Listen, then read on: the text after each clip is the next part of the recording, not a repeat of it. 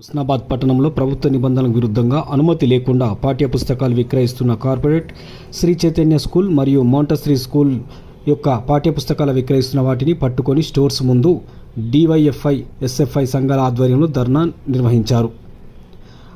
అనంతరం డివైఎఫ్ఐ జిల్లా అధ్యక్షులు జి శివరాజ్ మాట్లాడుతూ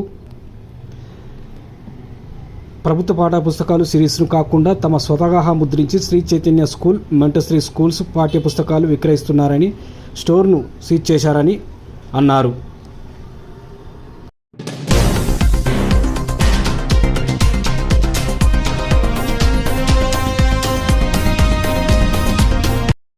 హుస్నాబాద్ పట్టణంలో శ్రీ చైతన్య పాఠశాల మరియు మౌంటశ్రీ స్కూళ్ళ యొక్క ప్రభుత్వ నిబంధనలకు విరుద్ధంగా ఈరోజు పాఠ్యపుస్తకాలు అమ్ముతున్నటువంటి స్టోర్ రూమ్లను ఈరోజు విద్యా సంఘాలుగా పట్టుకొని ఎస్ఎఫ్ఐ డివైఎఫ్ఐల ఆధ్వర్యంలో ఈరోజు స్థానిక విద్యాశాఖ అధికారులకు సమాచారం ఇచ్చి వారు కూడా వచ్చి ఈరోజు నిబంధనలకు విరుద్ధంగా నడుస్తున్నటువంటి అమ్ముతున్నటువంటి పాఠ్యపుస్తకాలు విక్రయిస్తున్నటువంటి స్టోర్లను ఈరోజు 2 స్కూళ్ళకు సంబంధించిన స్టోర్లను ఈరోజు సీజ్ చేయడం జరిగింది.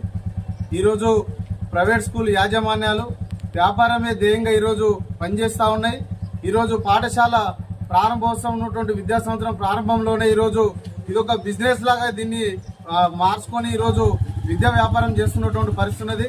ఈరోజు స్కూళ్ళలో టైలు, బెల్టులు, షూస్, డ్రెస్సులు, అదేవిధంగా పాఠ్య పుస్తకాలు ఈ రకరకాల పేర్లతోటి ఈరోజు వేలాది రూపాయలు ఈరోజు ఫీజులు తీసుకొని ఈరోజు విద్యార్థుల తల్లిదండ్రులను ఇల్లు దెబ్బడికి గురి చేస్తున్నటువంటి పరిస్థితి ఉన్నది.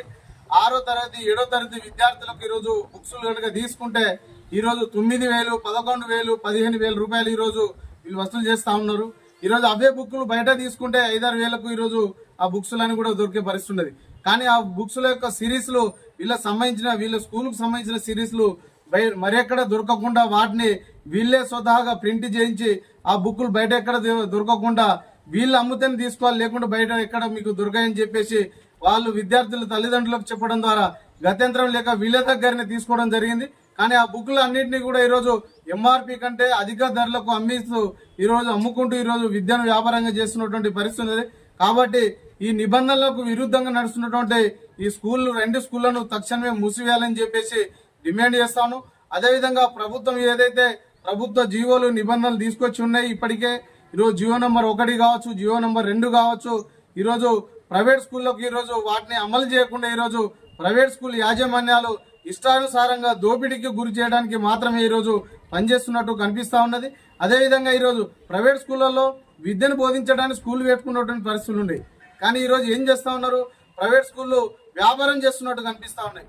అంటే బుక్ స్టాల్లో రోడ్ మీద దొరికేటువంటి ప్రతి ఒక్క వస్తువు కూడా ఈరోజు స్కూళ్ళల్లో దొరికేటట్టు ఏర్పాటు చేసుకోవడం జరుగుతూ ఉంది. కాబట్టి వీటన్నిటి మీద తక్షణమే విద్యాశాఖ అధికారులు దాడులు నిర్వహించి చర్యలు తీసుకొని సీజ్ చేయాలని చెప్పి డిమాండ్ చేస్తాను. ఒక పక్క మీరు కనుక చేయకుంటే విద్యా సంఘాలుగా మేము ఇక్కడ నుంచి మేమే స్టార్ట్ చేస్తాం.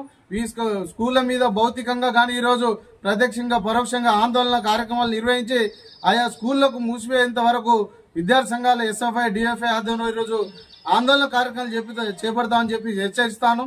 తక్షణమే స్కూళ్ల మీద విద్యాశాఖ అధికారులు పర్యవేక్షణ లోపించడం వల్ల ఈరోజు స్కూళ్లలో విచ్చలవిడిగా ఈరోజు ఈ పాఠ్య పుస్తకాలు ఇతరత్ర బిజినెస్లు అన్ని కూడా నడుస్తూ ఉన్నాయి. కాబట్టి విద్యాశాఖ అధికారులు ప్రైవేట్ స్కూళ్ల మీద ఈరోజు కన్నెత్తి కూడా చూడకుండా ఈరోజు వివరిస్తూ ఉన్నారు. వారు కూడా ఈ ప్రైవేట్ విద్యా సంస్థల ఆధీనంలోనే ఈరోజు పనిచేస్తున్నట్టుగా అనుమానం కలుగుతూ ఉన్నది. కాబట్టి ప్రైవేట్ స్కూళ్ల మీద కూడా విద్యాశాఖ అధికారులు దాడులు నిర్వహించాలి, తనిఖీలు చేయాలని చెప్పేసి విద్యార్థి సంఘాలుగా డిమాండ్ చేస్తా ఉన్నాం.